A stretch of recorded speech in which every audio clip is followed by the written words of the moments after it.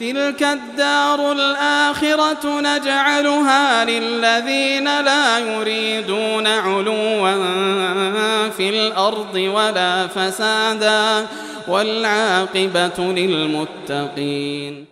Baik, kami akan awali membacakan pertanyaan pertama, Ustaz. Dari grup Akhwat 16, ada Maulida bertanya. Ustaz, ada hadis yang menerangkan bahawa siapa yang menyampaikan hadis dusta atas nama Rasulullah SAW, maka ia termasuk salah satu dari dua pendusta atau mendapat ancaman duduk di neraka. Apakah hadis ini berlaku juga di zaman sekarang untuk orang-orang yang menyebarkan berita yang belum tentu kebenarannya? Atau hadis ini khusus untuk pembuat dan penyebar hadis palsu saja, Ustaz? Bismillahirrahmanirrahim. Alhamdulillahirabbil alamin. Wassalatu wassalamu ala al-mab'uts rahmatan lil alamin. Nabiyina Muhammad wa ala alihi wa sahbihi wa man tabi'ahum bi ihsanin ila yaumiddin, amma ba'd. Hadits yang disebutkan tadi itu di Muqaddimah Sahih Muslim dari Al-Mughirah bin Syu'bah. Rasulullah sallallahu alaihi wasallam bersabda, "Man haddatsa anni bi haditsin yara annahu kadhibun atau yara annahu kadhibun fa huwa ahadul kadhibin." Sebagian riwayat fa huwa ahadul kadhibin. Barang siapa yang bercerita dariku sebuah hadits, dia memandangnya itu dusta.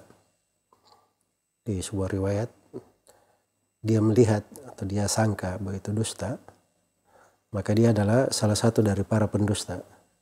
Di bacaan lain salah satu dari dua pendusta.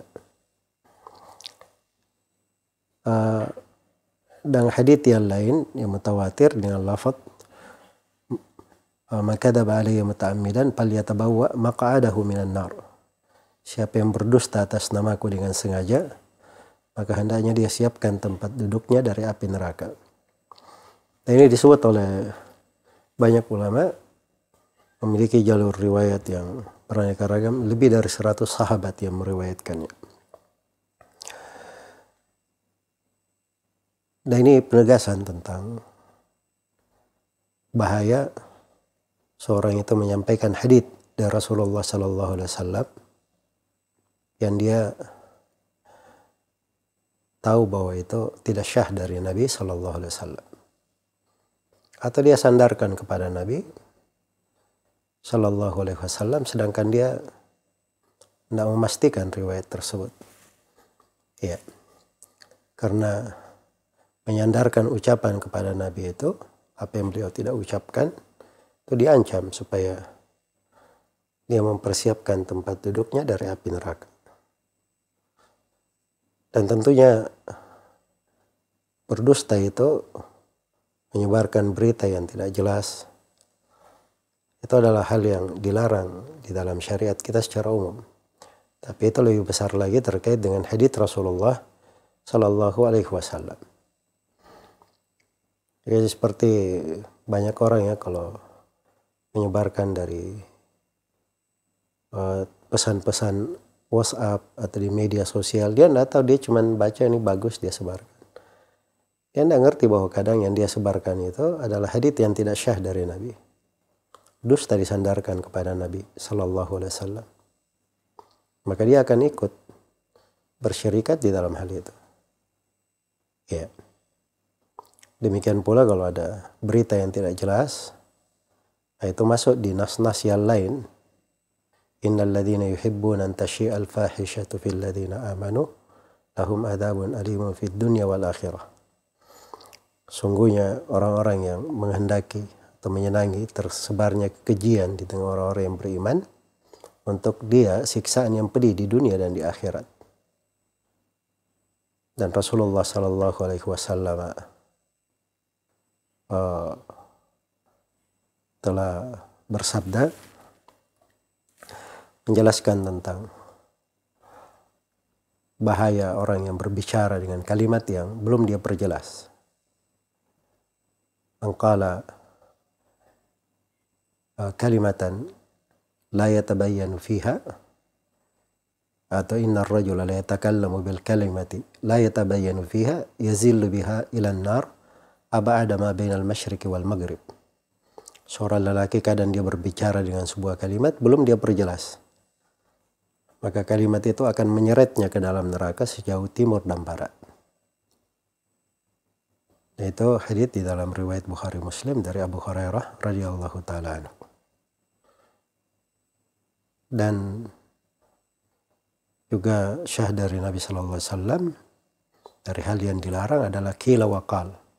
Dikatakan begini, dikatakan begitu. Hadits-hadits di atas makna ini sangat banyak sekali. Karena itu tidak boleh seorang itu menyebarkan dari berita-berita hal yang dia tidak jelas tentang hal itu, benar atau salah.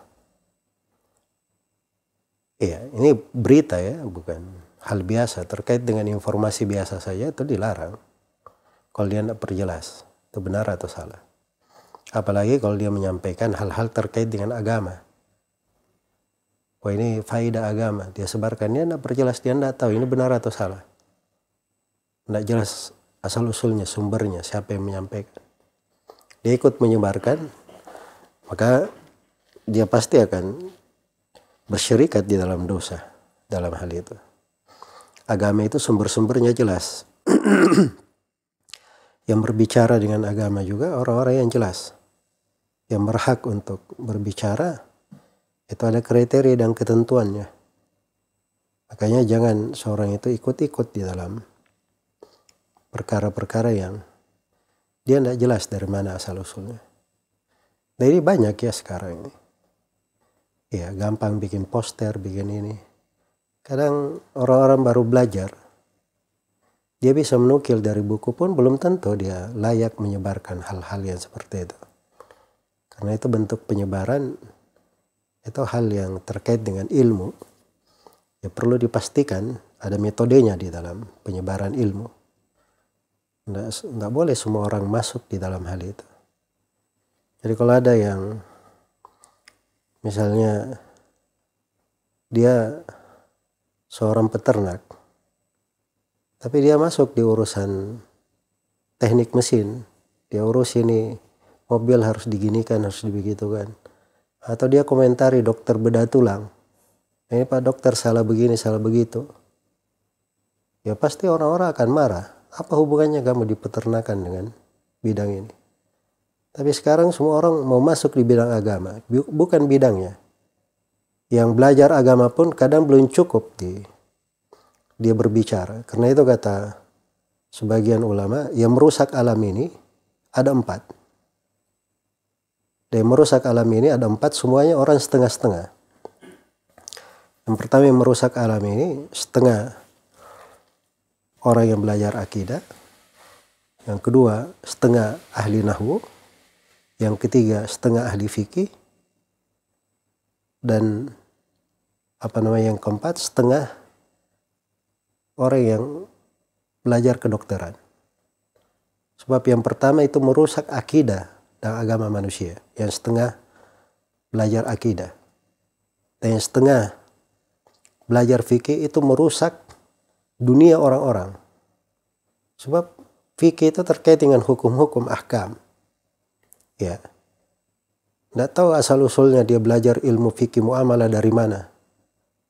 Tiba-tiba dia bisa kasih fatwa riba boleh, ini halal.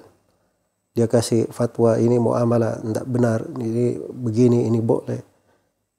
Padahal dia cuma belajar setengah-setengah saja. Ini merusak dunia manusia.